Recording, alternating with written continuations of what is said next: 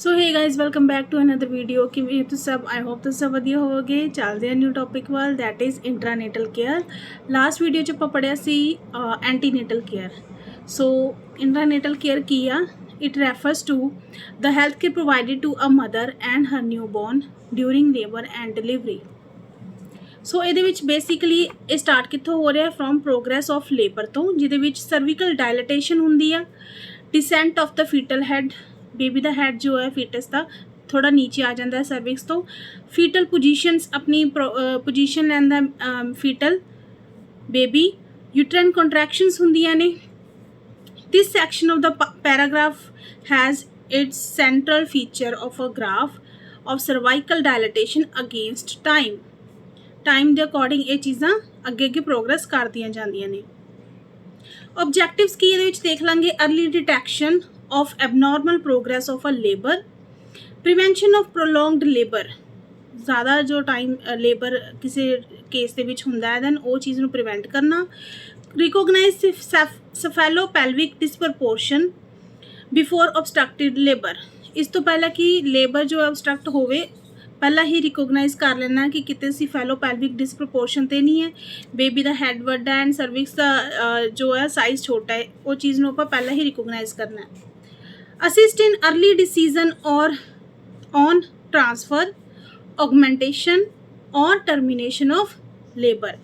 Assist करता वै यह intranatal care assist करती है कादे इन अर्ली डिसीजन, असी अर्ली डिसीजन बना सकीए कि पेशेंट नूं ट्रांसफर करने की लोड़ तो नहीं है या ऑगमेंटेशन लेबर नूं आपां स्टार्ट करवा दीए या फिर टर्मीनेट करवा दीए। ठीक है।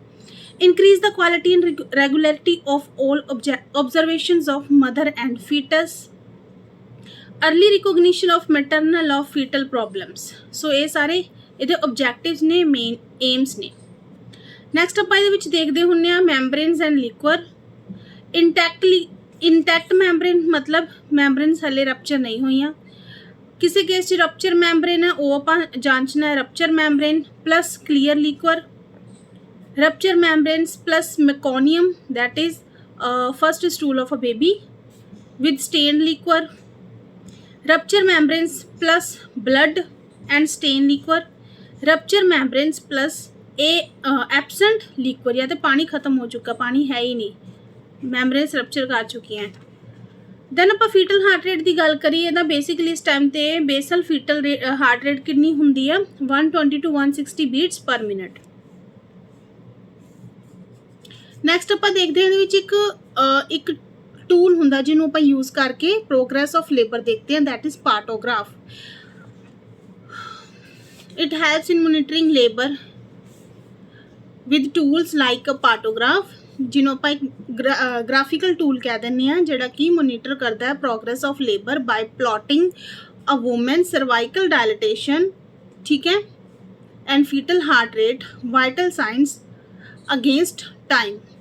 टाइम के नाल चीज़ां प्रोग्रेस होनी चाहिए ने, नाल आप चैक करना डायलिटेशन कितनी हो चुकी है सर्विक्स की, फीटल हार्ट रेट ठीक आ एंड वाइटल साइंस दोनों दे मदर दे एंड बेबी दे ठीक है कि नहीं। So it was developed and extensively tested by WHO। It helps for progress of labour and checking condition of the mother and foetus during labour. Aims की है गुड इंट्रानेटल केयर दा, delivery with minimum injury to the infant and mother, readiness to deal with complication such as prolonged labour, antepartum haemorrhage, convulsions, malpresentations, prolapse of the cord. इन्ह सब conditions अगर ये complications आ जांदियां ने इहदे विच आपां ready किद्दां रहना है। सो इहदे लई इंट्रानेटल केयर दे विच पार्टोग्राफ दी इत्थे सानूं जरूरत हुंदी है। सो पार्टोग्राफ विच मेन अलर्ट लाइन होंदी आ जिन्हों आप हेल्दी या हेल्थ फैसिलिटी लाइन कह देने आ। The alert line drawn from 3 centimetre dilatation represent the rate of dilatation of 1 centimetre per hour, मतलब 1 घंटे दे विच 1 सेंटीमीटर डायलिटेशन होनी चाहिए है। मूविंग टू द राइट और the alert line means referral to hospital for extra vigilance. 2 lines होंदियां ने इहदे विच, एक होगी अलर्ट लाइन, एक होगी एक्शन लाइन। ठीक है। अलर्ट लाइन है जिहड़ी वो हेल्दी लाइन हुंदी है। जिहड़ी एक्शन लाइन है, अगर एक्शन लाइन वाल भी ये पाटोग्राफ जा रहा है दैन आपां की करांगे, इहदे विच किद्दां देखदे move to the right to the alert line. Alert line partograph दे विच बनी हुंदी है, उहदे नाल ही एक पैरेलल दे विच लाइन आ जावे, ठीक है। उहदा मतलब है कि हॉस्पिटल जाण दी जरूरत है, हॉस्पिटल लाइन इहनूं कह दिंदे आ। The action line is drawn 4 hours to the right of the so action line की दस रही सी मैं, action line is drawn 4 hours to the right of the alert line. 4 घंटे के टाइम पीरियड के नाल पैरेलल शो होंदी है अलर्ट लाइन तो, ठीक है, जिन्हों आप हॉस्पिटल लाइन कह देने हैं, जेड़ा की हुंदा वा this is the critical line at which specific management decisions must be made at the hospital. So difference पता लग गया तुहानूं alert line and action line का। सो नैक्सट आप देखते हैं एमरजेंसी ऑबस्टैटिक केयर, ये यूज़ हो सकती है। Enhance availability of facilities for institutional deliveries, operationalize all CHCs and at least 50% of PHCs for providing 24-hour delivery services. Ensure access to a blood bank at all the district hospital and a blood storage facility at first referral units. Train MBBS medical officers in anesthetics skills for EMOC, that is emergency obstetric care. The emphasis is on all cleanliness की सब तो ज़्यादा इत्थे केड़ी गल दा ध्यान रखना है, cleanliness दा रखना है, ठीक है, साफ सफाई दा।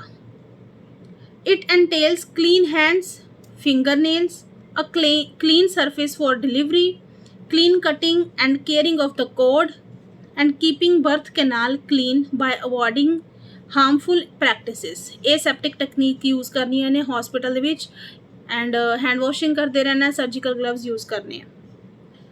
Hospitals and health centre should be equipped for delivery with midwifery kits, a regular supply of sterile gloves, drapes, towels, cleaning materials, soaps and antiseptics, as well as equipment for sterilizing instrument and supplies.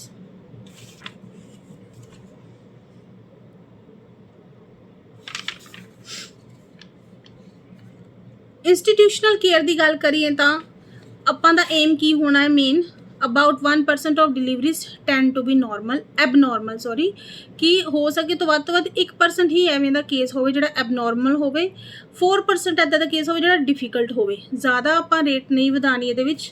Rooming in, keeping the baby's crib by the side of the mother's bed is called rooming in.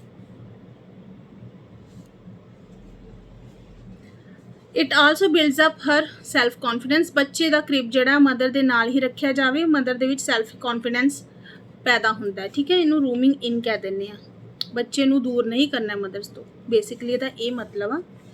Then आपां देख लैंदे आ components of the partograph, किहड़े component ने। First है तुहाडा fetal condition, etch देखी सब तो पहले लैवल ते at the top foetal condition, second number ते at middle progress of labour, third number ते मैटरनल कंडीशन देखनी एट बॉटम एंड आउटकम, ठीक है।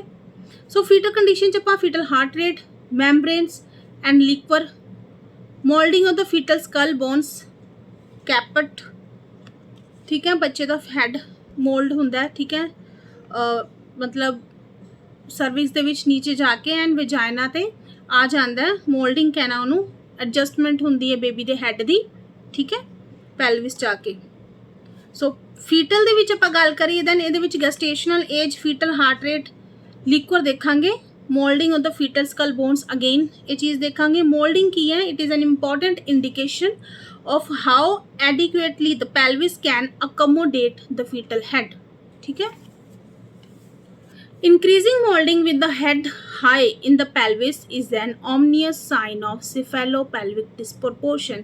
ज़्यादा बच्चे का हेड इस तरह हो गया, ठीक है, हाई लैवल ते चला गया जो उन्हें की कह रहे थे मोल्डिंग होना बेबी का हेड है ना, उस टाइम ते उस कंडीशन आप की कहते हैं सिफेलोपेल्विक डिस्प्रपोर्शन, सिफेलिक है ना, पेल्विक बेबी दी मदर दा पेल्विक डिस्प्रपोर्शन होना, ठीक है, इक्वल साइज ना होना, डिलीवरी के लिए इक्विटेबल ना होना।